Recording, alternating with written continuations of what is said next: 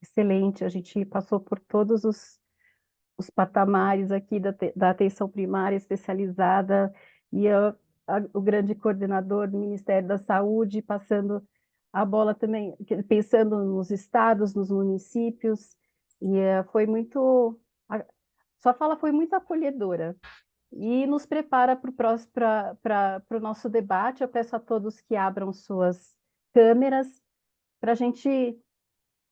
Tem várias questões aqui, algumas específicas, e, e aqui eu começo, antes de trazer essas questões, eu começo com a pergunta do nosso debate, né? Qual o compromisso para podermos qual compromisso podemos firmar para reduzir casos e melhorar os desfechos de insuficiência cardíaca e condições crônicas não transmissíveis associadas no Brasil? Eu vou aqui. Qual que é esse pacto que a gente pode fazer desde a atenção primária, especializada, o Ministério da Saúde orquestrando e dando esse apoio, pensando, claro, no sistema tripartite, a academia, as sociedades médicas, pensando no paciente como um todo, né? Pensando na jornada do paciente, dele chegando, inclusive pensando nos médicos que estão na atenção primária, nessa conversa que precisa ter com a especializada e no acesso aos medicamentos, né? Então, é algo para a gente dar... assim, vamos pensar numa estratégia mesmo e uma conversa. A gente está colocando todos aqui para poderem conversar sobre todas essas barreiras e soluções apresentadas aqui hoje. Então, eu gostaria de começar com a Stephanie. Vamos pensar um pouquinho nessa jornada do paciente, pensando na palestra acolhedora da doutora Jéssica, né, da atenção primária, e pensando nesse limbo que a pessoa está sujeita, e como que a gente pode pensar em melhorar essa situação. Acho que até adiciono assim, qual que é o acompanhamento ideal também do paciente que está lá na ponta, que está chegando para a gente no nosso canal de atendimento da central, né, do pulmão e do coração na BRAF, que está lá no estágio C e D também, né, e que está nesse limbo e está desesperado. Ele está agudizado, mas está indo na PS e não está sendo encaminhado para atenção especializada, né? De que maneira que a gente pode pensar em diretrizes para atuação da atenção especializada, que o Fernando também citou, né, para que o paciente saia desse limbo, e assim, com todo o trabalho belíssimo que a doutora Jéssica trouxe de ter né, esse esforço de dar um manejo inicial para o paciente, de que maneira também a gente pode sanar a dificuldade que ela mesma trouxe de encaminhar o especialista, né? Eu vejo aqui algumas questões, eu acho que até vale perguntar aqui também para o Danilo, qual que é a previsão da publicação do PCDT de insuficiência cardíaca, né, que a gente está esperando. Enfim, teve um processo de elaboração, né, atualização das diretrizes, elaboração do PCDT, e a gente está no aguardo. A gente participou, enfim, da consulta pública, e a gente está realmente querendo que esteja esse avanço para que a gente possa implementá-lo nos estados, né?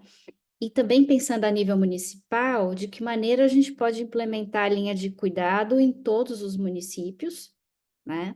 E pensar na questão do desabastecimento nas farmácias, né? Tanto no componente básico quanto especializado, que eu trouxe também na minha fala, que é uma questão, acho que até o próprio DEIC, a SBC, fala muito sobre a falta até do carvedilol, né? Assim, em torno de 40% dos municípios têm falta de carvedilol. Então, para além de São Paulo, né, como como foi dito, né? Assim, a nível Brasil, de que forma a gente pode sanar isso, né?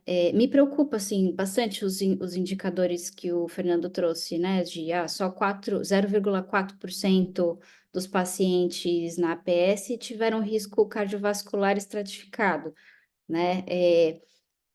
Também foi trazido aqui que a mortalidade hospitalar de IC no Brasil ela é o dobro da americana e da europeia. Assim, considerando que os Estados Unidos têm um problema seríssimo de cobertura universal de saúde, são 30 milhões de pessoas desassistidas nos Estados Unidos, né, que não tem um SUS, e ainda assim a gente está com esse indicador também bastante preocupante, né? Então, enfim, eu acho que eu passo essa bola para quem eu chamei aqui, gentilmente.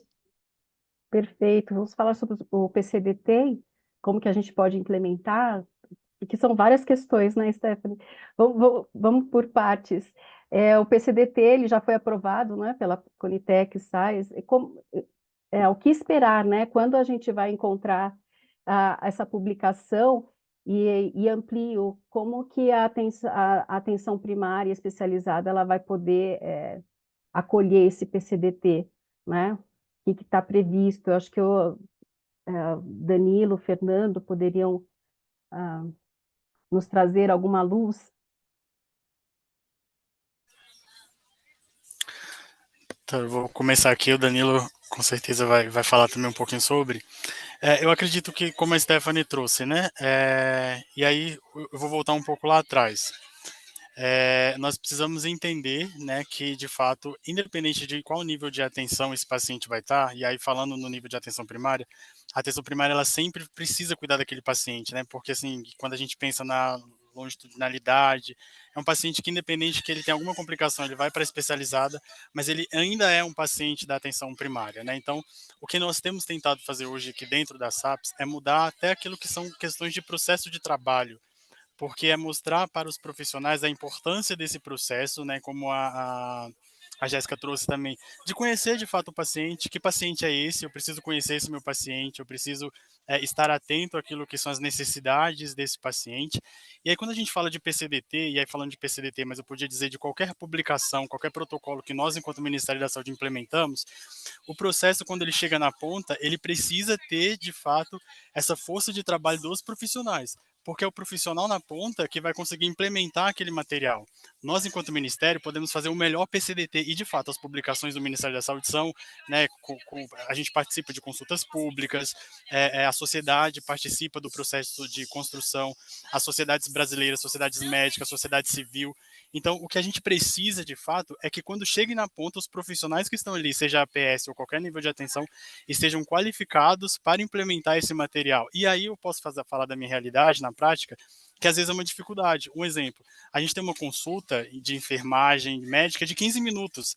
Então, como eu, com 15 minutos de uma consulta com aquele paciente, eu vou conseguir qualificar todo esse meu processo de cuidado? Né? Eu preciso olhar para ele não para o paciente hipertenso que chegou para mim, mas é o paciente hipertenso que tem inúmeras questões sociais, que possui inúmeros questionamentos, que às vezes não consegue tomar uma medicação correta, porque não tem um letramento para isso. Então, quando a gente consegue pensar em todas essas questões, aí eu olho e falo, mas o Ministério da Saúde implementou um PCDT de mais de 100 páginas, como eu, enquanto profissional, vou colocar aquilo na prática.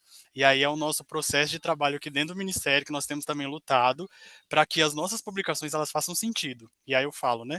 Não faz sentido criarmos coisas se na ponta isso não funciona. E aí não funciona o quê? Se não é factível.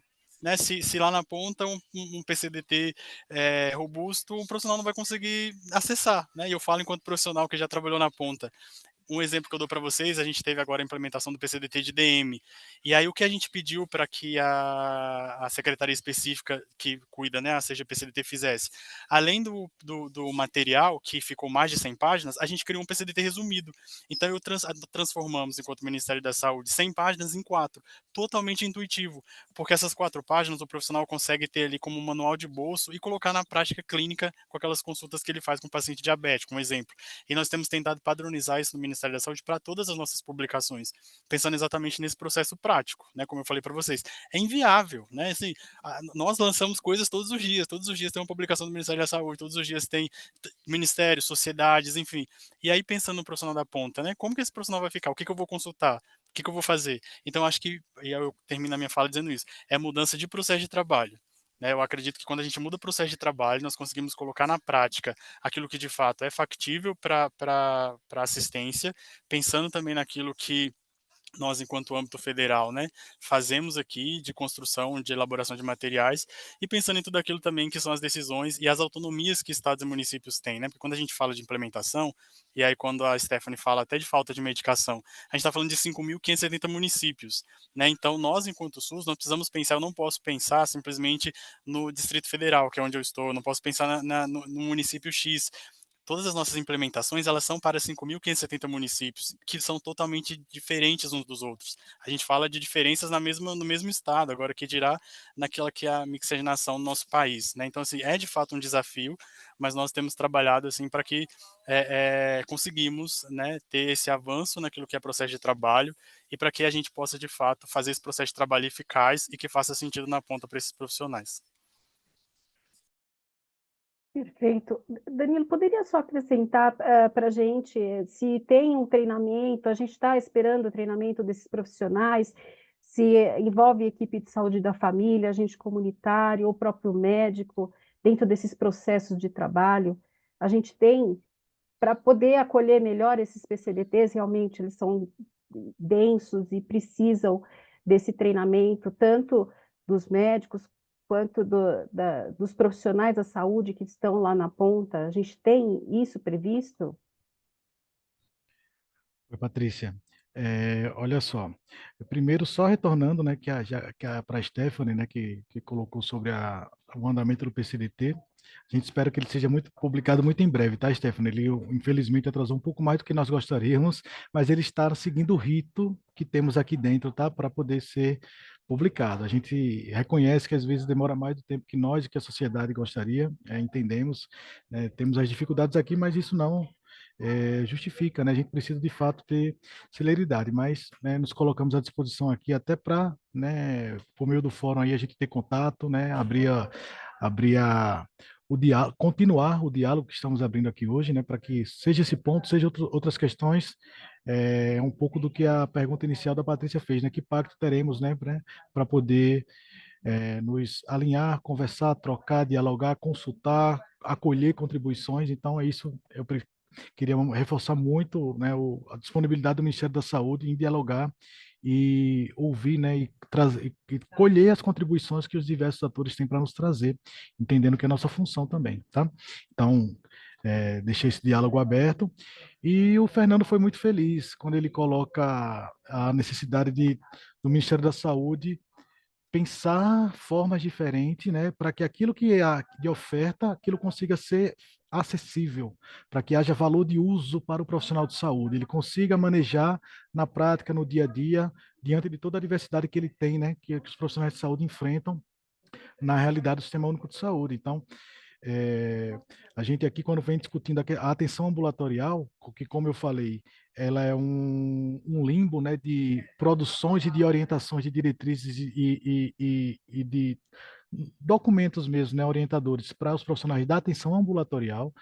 A gente tem pensado que tem que ter um olhar, né, de experiência do usuário, né? O que é que o usuário profissional, enfermeiro, médico especialista e demais é, faz sentido para ele, enquanto profissional da ponta na atenção especializada, que ele possa consumir, utilizar e aquilo transformar o processo de trabalho que ele tem, tá? E aí, quando vocês colocam dos médicos, né, da atenção primária, a gente tem isso de forma até tem um acúmulo dentro disso no SUS, né? Para que a gente faça a discussão da gestão de caso, da gestão do cuidado, para que a gente faça o matriciamento, não é verdade? Só que para ter um matriciamento precisa ter um especialista também, né? Disponível para fazer um matriciamento com atenção primária. Se ficar ruim, a minha conexão, vocês falam, porque eu estou recebendo um aviso aqui de que não está legal meu sinal. Se falhar, vocês, por favor, Ótimo. fala que eu retorno. A gente está trabalhando muito para criar e fazer com que chegue à realidade dos estabelecimentos ambulatoriais esses mesmos dispositivos que a gente já tem há mais de década, que orientam o processo de trabalho da atenção básica. Então, a gente precisa ter na atenção ambulatorial, para que na hora que, que o médico de família precisa encaminhar, de fato aquela vaga exista. Porque a gente tem uma dificuldade grande de acesso à vaga para especialista, porque o paciente chega no especialista, ele não é devolvido para a atenção primária, ele fica lá eternamente, então não tem vaga nunca, né? Então não tem regulação que dê conta. E aí a gente precisa sim ter dispositivo e ter direcionamento para que o médico da atenção especializada, ambulatorial, ele tenha tempo para discutir caso, para que ele consiga ter agenda para poder ir fazer matriciamento, para que ele consiga saber, né, ter a responsabilidade também de que ele precisa sim abrir vaga, né? Ele não pode ficar com o paciente, então ele recebeu, ele vai ter que devolver também o paciente para atenção básica para ser acompanhado lá. Então, o que a gente está trazendo, né, do mais acesso a especialistas e da melhor integralidade e qualidade do cuidado, isso é aplicável para qualquer condição crônica, porque a gente precisa sim ter o especialista disponível, não só para poder receber a vaga, para poder fazer dar andamento à evolução, à investigação diagnóstica ou ao cuidado continuado, quando necessário, mas também para que a gente consiga fazer isso com outro olhar de modelo de atenção, que é o que a gente tem muita dificuldade ainda para quando a gente passa da atenção básica. A gente tem um modelo de atenção para atenção básica muito bem definido, né, pela estratégia de saúde da família, tem equipe né, cada um sabe a atribuição de cada profissional da equipe. Quando a gente chega na atenção ambulatorial, gente, cada um, né, faz do jeito, faz de um jeito, e a gente não tem normativa clara sobre isso. Então é isso que a gente está tentando enfrentar e trazendo uma inovação do ponto de vista da remuneração, de como a gente faz isso de uma forma que induza desfechos melhores, tá? E aí eu acho que está um pouco do que a gente convoca, né, e se coloca à disposição para que a gente consiga trazer esse debate também para as corporações, para as categorias, para os prestadores, né? A gente sabe que a atenção especializada tem muita oferta que está por meio dos serviços contratualizados e conveniados ao SUS, e que a lógica da remuneração por tabela ainda é muito, né, por procedimento. Então, ele paga por procedimento. E a gente está trazendo para o debate um modelo associado a um resultado em saúde. E que ele precisa ter responsabilidade, né, para fazer aquilo num tempo curto, para que ele faça isso e conclua aquela investigação, para que ele resolva, né, resolva a questão diagnóstica, dê acesso ao tratamento, e isso é algo que precisa ser colocado também no debate, com as entidades, com as corporações, né, com os gestores. Então, para isso, a gente precisa fazer diferente mesmo. Então, entendendo que, né, que a gente tem dificuldades, né, isso ficaram claras, a gente reconhece, né, o professor Disseu colocou muito bem claro aí as questões que estão relacionadas à rede pública de saúde, a gente reconhece, mas estamos trazendo alguns elementos, algumas inovações para tentar implicar os atores de outra forma, tentando mudar um pouco o foco do debate, né? Ah, eu preciso de mais dinheiro, eu preciso de mais dinheiro. Não, a gente também precisa de ter um foco na necessidade da pessoa. Ela tem que ter o diagnóstico correto, em tempo oportuno, ela tem que ter acesso quando ela precisa, e aí tem toda uma cadeia que está envolvida aí para que isso seja, né, para que a gente consiga colocar esse debate na arena e, né, fazer as discussões e disputas, né, porque essas coisas também estão cesseando, né, a questão do Sistema Único de Saúde. Então, queria trazer essa colaboração também e nos colocando à disposição mais uma vez. Perfeito. Eu, pensando nessa jornada, como que a gente faz para ter essa jornada do paciente que chegue ao Ministério da Saúde? Porque quando você fala em remuneração por resultado, né, Danilo, você tem o resultado daquele hospital, mas aquele paciente, ele passou em vários hospitais, ele não conseguiu o diagnóstico, ele foi e voltou. Então, se nós tivermos algo digital mesmo, que eu sei que o Ministério da Saúde está se empenhando, tem o eSUS, para que tenha todos os dados dessa pessoa digitalmente, para que quando ela possa, quando ela perpassa por todas as atenções, o médico tenha o histórico dessa pessoa. Então, eu acho que esse é um grande desafio. E outro desafio também é a telesaúde. A gente, como o Ministério da Saúde também está querendo implementar a telesaúde, para que o profissional da ponta, da atenção primária, tenha essa conversa com o especialista e para a gente poder fazer esse manejo mais mais eficaz, né, mais resolutivo para as pessoas, para que ela não fique, para tirá-la do limbo, né? Perfeito. Doutor Dirceu, você poderia só, eu acho assim, algumas pessoas, só para as pessoas entenderem um pouquinho, quando a gente fala de insuficiência cardíaca, a gente fala de fração preservada e fração reduzida, e, e o nosso PCDT só está com a fração reduzida. Como que ficam essas pessoas que poderiam ter uma assistência mais contundente, né, para que não cheguem à fração reduzida? Como que fica essa pessoa com a fração de ejeção preservada, né? Até tem a intermediária também, mas para explanar um pouquinho isso, é bem difícil, né? Você não ter... A gente tem, como diga, como tratá-la dentro do SUS? O microfone está fechado. Está fechado, doutor Dirceu. A coisa já era complicada quando nós falávamos só em preservada e reduzida. Aí vem intermediária, em recuperação. Tudo isso não deve ser levado em consideração do ponto de vista de assistência pública, de abrangência de tratamento e tudo mais. Nós precisamos falar, é preservada ou reduzida? Porque nós não sabemos em que momento a preservada vai se tornar reduzida e nem em que momento a reduzida vai se recuperar. Esse é um ponto fundamental. Agora, a população com a preservada é uma população mais idosa, mais grave do ponto de vista de comorbidades, o diagnóstico é mais difícil e o tratamento também é mais difícil por conta das comorbidades. Esse é um desafio muito, muito, muito grande. Eu ouvi os dois colegas do Ministério da Saúde e parabéns aos dois pelas explanações. E eu vou só dar um depoimento muito curtinho aqui do que acontece aqui em São Paulo e do que a SOCESP tem tentado fazer nesses últimos 10 anos. Primeiro, nós mapeamos no estado de São Paulo a mortalidade hospitalar por insuficiência cardíaca em todos os hospitais públicos, em todos os municípios. E nós temos regiões de São Paulo onde a mortalidade hospitalar chega a 40%. É algo assim inadmissível. E claro que muitas vezes está relacionado ao PIB do município, mas nem sempre. Então, por exemplo, a pior região é a região do Vale do Ribeira, que é a região mais pobre. Mas nós temos a Baixada Santista, onde a mortalidade é escandalosa também, 30%. E, claro, melhores performances a gente tem no eixo Campinas, Rio Preto e Ribeirão Preto. Mas aqui perto de São Paulo, no ABC Paulista, que é rico, tem PIB alto, nós temos também municípios com qualidade muito ruim. Bom, aí como é que se entende isso? Então, nós tentamos, SOCESP, começando pelos municípios mais pobres, e onde tinha maior mortalidade, levar a educação continuada, levar em loco. E lá nós deparamos com um problema seríssimo. Primeiro, desmotivação médica, desmotivação de enfermagem, salários muito baixos e o mais grave, uma rotatividade muito grande. O funcionário de hoje não é o mesmo de amanhã, a enfermeira de hoje não é a mesma de amanhã, o médico de hoje não é a mesma de amanhã. Isso cria uma dificuldade gigantesca.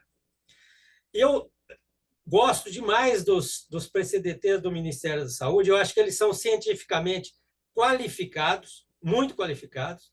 Agora, eles não chegam nessa comunidade de médicos, principalmente a questão médico da família ou atenção primária. E aí nós encontramos na atenção primária um problema gravíssimo, que a doutora já colocou muito bem. Ela está atuando em 2 municípios da Bahia, muito grande, né? A gente sabe as dificuldades que ela tem lá.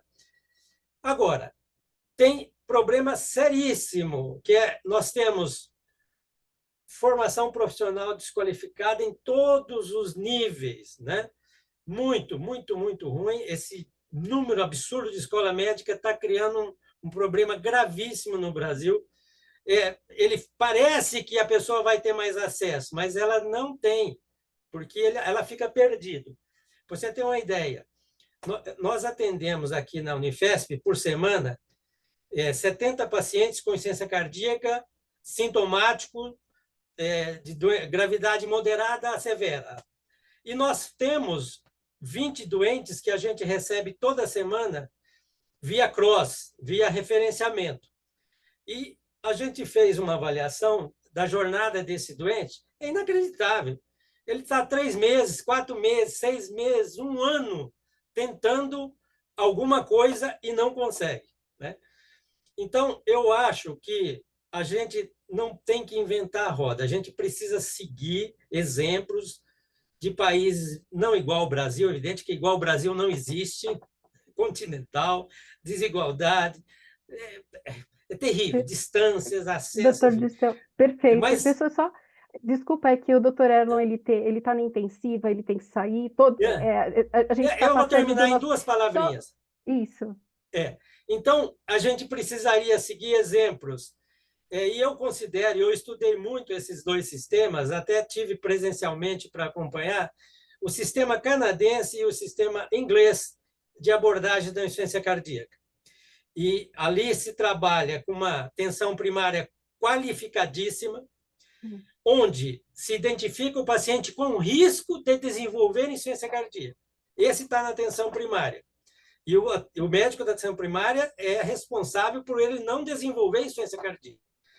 Havendo já detecção da síndrome, da doença ou da disfunção ventricular, ele é referenciado a um cardiologista geral. E esse cardiologista geral vai identificar o doente mais grave e vai referenciar ele para um centro avançado. Agora, isso sozinho, com dinheiro público, não está, não cabe na conta. Tem que ter iniciativa privada junto, porque a epidemia de insuficiência cardíaca ela só tende a aumentar. Perfeito. Obrigada, doutor Dirceu. Desculpa, a gente teria que terminar às 18 horas, a gente está passado. Vamos só dar uma palavrinha final desse compromisso que nós teremos para o tratamento das pessoas com insuficiência cardíaca. Doutor Erlon, por favor, vamos pensar em 10 segundos? Vamos sim. Então, assim, eu só queria dizer assim, primeiro, é um prazer estar aqui, quero dizer que gostei muito de tudo que ouvi, acho que uma conversa multiprofissional, ela é sempre muito rica, a gente consegue ver outros lados, a gente consegue entender como que a coisa toda funciona. Eu sempre falo que quando a gente trabalha num time, a gente é tão forte quanto o nosso link mais fraco, então temos que ser todos fortes para que a gente tenha um trabalho muito coeso, muito firme, para que quem precisa se beneficiar, que é o usuário, que é o paciente, eles tenham o benefício total e completo de tudo aquilo que a gente, como profissional da saúde, tem que fazer. Quero dizer que sou um entusiasta da ideia de pesquisa, assistência e ensino, e acho que esse é o mote que a gente tem que ter para a gente tratar todas as doenças, e a doença cardiovascular, pela importância epidemiológica que tem, ela não foge disso. Concordo com tudo que foi dito aqui, e acho que a gente tem que ter educação nas 2 pontas. Acho que a gente tem que ter educação financiada por todos os agentes, sejam públicos, sejam privados, tanto para o profissional, em todas as suas áreas, seja o profissional médico, e saber que nós médicos temos que nos cobrar dos nossos colegas essa manutenção de atualização e de estar sempre up to date com tudo que a gente precisa estar, mas também dos demais profissionais da saúde, que a gente sabe que tem uma sobrecarga de trabalho muito grande em todos os níveis de assistência na atenção primária, e isso talvez seja mais sentido do que nas outras, e a gente tem que levar isso em consideração. Lembrar do papel fundamental que os agentes de saúde, que muitas vezes não têm a formação superior, mas que são pessoas que fazem o trabalho de formiguinha, eles são sensacionais. Eu tive a chance de estar na linha de cuidado de hipertensão e diabetes ali no HCOR, e tive depoimentos muito construtivos dessas pessoas, e guardo lembranças muito boas desse tempo, e a gente conseguiu realmente mudar indicadores bastante sensíveis. E quero dizer o seguinte, que acho que a gente tem que ter esse foco de educação no profissional, mas também lembrar que fala-se, na minha opinião, e aí quero puxar a brasa para o meu assado sendo cardiologista, fala-se muito pouco, se propagandeia muito pouco sobre o risco cardiovascular. Se sabe que doença cardiovascular e os fatores de risco tendem a ter manifestação silenciosa, e quando ela se apresenta, já se apresenta com a doença escancarada, e aí a gente está secando o gelo. Então, quero deixar aqui que gostaria muito de ver mais chamadas na mídia leiga, financiadas por todo mundo, sobre a importância de controle pressórico, importância de controle de diabetes, importância de controle de perfil lipídico e o tamanho do benefício que isso vai ter. E lembrar que é uma maratona. Cuidar do coração não é uma corrida de 100 metros. A Patrícia já me ouviu dizer isso algumas vezes. Não é uma corrida de 100 metros. Cuidar do coração é uma maratona. A gente vai trabalhar hoje para ver o resultado daqui a 20, 30 anos.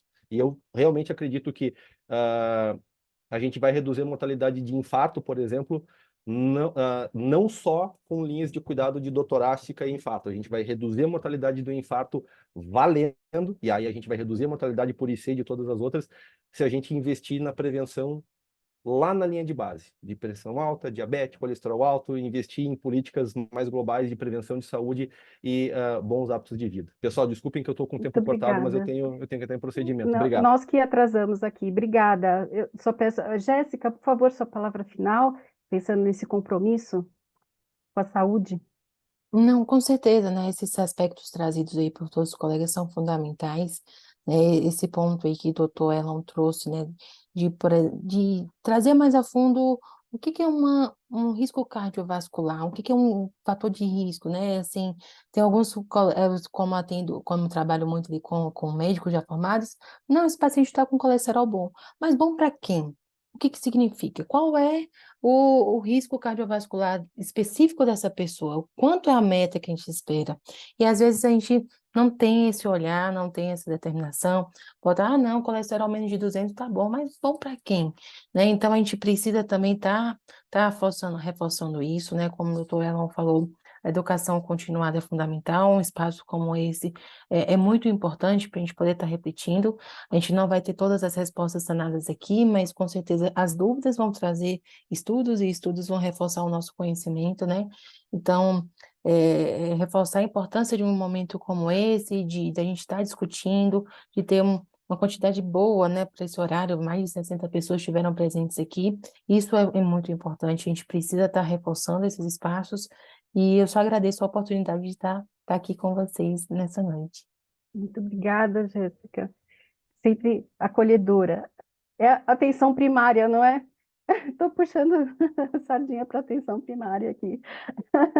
Ana, por favor, suas palavras finais. Bom, diante de tudo que foi dito, né, acho que é fundamental toda essa questão né, da gente reforçar também, né, a questão do autocuidado, né, do cuidado também das pessoas, dessa divulgação maior, né, desses dados, né, do que foi dito aqui para a sociedade civil. Então, acho que, né, que todos estejam, né, engajados nesse propósito também, porque muitas das vezes as pessoas também não têm essa informação, né? Nem todas, né, digamos assim, do que pode acontecer, né, dentro de né, de um quadro de insuficiência cardíaca, e mesmo muitas também não têm o conhecimento do que aquelas comorbidades podem, né, por exemplo, levar, ou da importância da adesão ao tratamento, né, que é né, como foi dito, né, difícil muitas das vezes de se manter, e eu acho de se pensar mesmo estratégias também custo-efetivas, né, de para melhorar esse cenário, né? Porque ainda é uma doença que mata muito, que a gente ainda tem uma série de obstáculos, né, para vencer. Então, eu acho que seria nesse sentido, né? E que a gente tenha também mais investimentos também em pesquisas, né, nos inquéritos. Vou fazer um advocacy disso, porque é Estava a área esperando a que eu Nari falar da atuo, né? epidemiologia, a gente Na precisa Pesquisa muito, Nacional de perfeito. Saúde, em laboratorial, para que a gente possa também, né? A gente tem os dados autorreferidos, são fundamentais, mas a gente sabe que a gente tem vários estudos também, né, que foram possíveis com dados laboratoriais que estimaram o risco cardiovascular, que é uma coisa aqui que a gente está, né, falando da dificuldade, né, e que isso realmente seja levado para a prática e que a gente tenha dados consistentes da nossa população, né, porque o que a gente vê também é que a maioria dos dados são alimentados, a gente ainda tem muito, a gente melhorou muito a questão dos dados, né, de dados da população adulta brasileira, principalmente né, com a chegada da PNS, mas a gente ainda precisa avançar, né, e principalmente uma questão que a gente também sempre fala muito da questão dos locais, né, em que a gente tem maior vulnerabilidade, né, igual os indicadores de alguns locais, né, como a gente pontuou, né, da região norte, ou em outras localidades, né, como foi dito aqui, a gente tem um olhar atento para essas localidades também, para o acesso, né, dessa população. porque realmente os determinantes sociais estão muito atrelados, né, às doenças crônicas não transmissíveis como um todo, né? Então a gente não pode fechar os olhos realmente para isso. E acho que seria isso. Muito obrigada, Ana. Desculpe a correria, gente. Stephanie e doutor Dirceu, para dar um fechamento, aí eu vou para o Danilo e para o Fernando, para a gente poder fechar essa rodada final. Por favor. 30 segundinhos, Stephanie. Vou eu primeiro ou vou doutor Dirceu? Para doutor Dirceu. Vou eu primeiro. Tá bom. Stephanie, você, por favor. Tá bom. 30 segundos, Stephanie. Eu não consigo. Mas vou tentar. Não, eu só queria apontar, acho que para a questão que a doutora Ana Carolina agora colocou, sobre essa desigualdade geográfica também. A gente falou tanto sobre isso, né? Os outros panelistas também. Eu acho que vale a gente apontar também, não só para essas desigualdades, né, entre regiões, mas acho que em relação à classe, a gênero, a raça, a deficiência, né? A gente tem desigualdades intracapital, por exemplo, né? E para solucionar essas questões, assim, acho que vai para muito além do escopo nosso aqui, acho que de todos, é um desafio realmente multissetorial, mas a gente, como a Abraf, realizou 2 projetos de educação e conscientização, né, sobre os fatores de risco da insuficiência cardíaca, né, o Barba, Cabelo e Coração, que foi de treinar lideranças comunitárias como barbeiros, profissionais em salão de beleza, para falarem um pouco sobre os fatores de riscos da insuficiência cardíaca e aferir pressão também nesses estabelecimentos, e que, assim, teve mais de 1.000 pessoas impactadas, né? E o Zap do Coração foi uma iniciativa que a gente fez de levar material educativo em grupos de WhatsApp de moradores. Esses 2 trabalhos foram feitos na periferia de São Paulo, né? Esse último teve mais de 60.000 pessoas impactadas, teve mais de 1.500 interações no WhatsApp, e foi feito também com o apoio do DEIC, da SBC. Então, eu gostaria de propor aqui que a gente tivesse mais iniciativas assim, que tivessem parcerias assim educativas, né, de pensar também no letramento do paciente para melhorar a adesão que o Fernando trouxe, que fossem intersetoriais realmente, né, com apoio da UBS local, mas também talvez com a Secretaria de Estado, da Saúde, a Secretaria Municipal, enfim, de a gente pensar em campanhas de conscientização, acho que sobre esses assuntos, para que essa discussão não fique restrita só a esses espaços aqui, porque a gente vê sempre as mesmas carinhas, né, nesses espaços. Então, para que a gente possa chegar de fato na população. É isso. Obrigada. Muito obrigada, Stephanie. O Danilo teve que sair, teve uma urgência, ele agradeceu e fica à disposição. Com certeza vamos procurá-lo. Fernando e Dirceu, vocês conseguem ficar mais 5 minutinhos? 30? Sim? Obrigada. Sim. Doutor Dirceu, por favor, suas palavras finais nesse grande pacto que a gente está fazendo aqui hoje. Ok, em primeiro lugar, eu gostaria de agradecer a oportunidade de estar aqui, conhecer vocês e falar sobre um assunto absurdamente importante, não tem paralelo, né, na cardiologia. Eu sou cardiologista intervencionista também, então eu fico muito revoltado quando a gente vê situações que são altamente preveníveis e por uma questão, por um detalhe, né, e de acesso, a pessoa não consegue fazer uma prevenção. Então, fóruns como esse é sempre bem-vindo. E eu vou muito de encontro com a Stephanie falou, quer dizer, discutir entre nós é maravilhoso, mas o que nós precisamos fazer? Nós precisamos levar isso aonde está o problema, né? É aquela chamada lei de Sutton, quer dizer, nós temos que ir aonde está o problema. Então, o Ministério tem que entregar o PCDT lá onde está o programa, né? O médico da atenção básica, ele precisa de uma qualificação mínima na insuficiência cardíaca, na insuficiência renal, no diabetes, né? Então, eu acho que só através disso é que a gente pode, sem dúvida nenhuma, melhorar os nossos indicadores, que, infelizmente, eles são muito ruins, né? E não é na região norte, não. Aqui em São Paulo eles são muito ruins ainda, né? Então, muito obrigado e foi um prazer estar com vocês. Muito obrigada por ter aceito o convite. Por favor, Fernando, a palavra final do Ministério da Saúde. Estamos aqui ansiosos para esse grande pacto. Então, Patrícia, só agradecer, né, em nome do Ministério aqui da SAPS, toda essa parceria, né, sempre estamos aqui com nossos canais de diálogo sempre abertos, como o Danilo também pontuou, sobre tudo aquilo que nós fazemos, né, esses protocolos, como o doutor Disseu agora mesmo falou. De fato, para nós é um compromisso, né, entregar esses protocolos na ponta e fazer com que eles aconteçam, né, então, de fato, nós temos este compromisso, né, temos trabalhado aqui com grande afinco.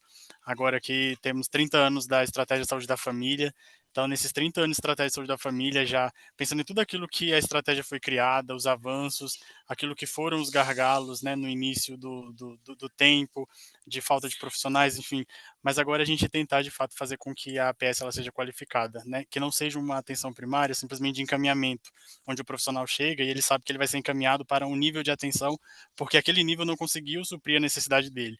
Mas o nosso trabalho é exatamente ao contrário, é fazer com que, não, a gente consegue sim, porque temos profissionais qualificados, e se precisar encaminhar, a gente vai encaminhar porque a gente consegue ter esse percurso desse paciente dentro da rede, então o nosso trabalho tem sido muito nesse sentido, né, e nos colocamos à disposição, né, tanto daquilo que vocês precisarem, quanto daquilo que nós, enquanto gestão federal, conseguimos apoiar também naquilo que são as construções, atualizações, né, então o próprio processo do PCDT ele funciona dessa forma, né, então viu que precisa atualizar ou criar, o Ministério da Saúde está aqui pronto também para a gente poder apoiar nesse processo, sabendo que o nosso objetivo é comum, né, que esse paciente ele seja atendido, que ele seja assistido e que ele tenha essa assistência qualificada.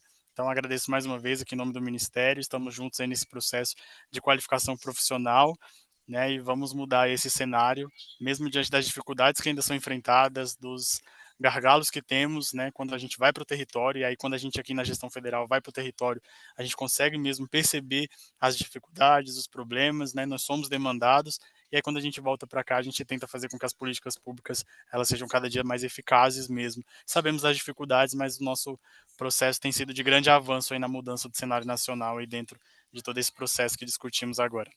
Obrigado mais uma vez a todos. Perfeito, muito obrigada, Fernando. Estamos muito contentes com as suas palavras e com certeza conte conosco, com o Fórum, com a BRAF, com a SOCESP, a academia, para que a gente possa unir esforços mesmo para evitar mortes das pessoas com insuficiência cardíaca e qualquer outra doença cardiovascular. Aqui eu termino esse webinar muito feliz e agradecida por todos vocês que vieram e nos acolheram, e eu espero numa próxima que possamos ter tantas pessoas aqui discutindo um assunto tão importante para a população brasileira. Muito obrigada, conte conosco, uma boa noite, um bom final de semana a todos.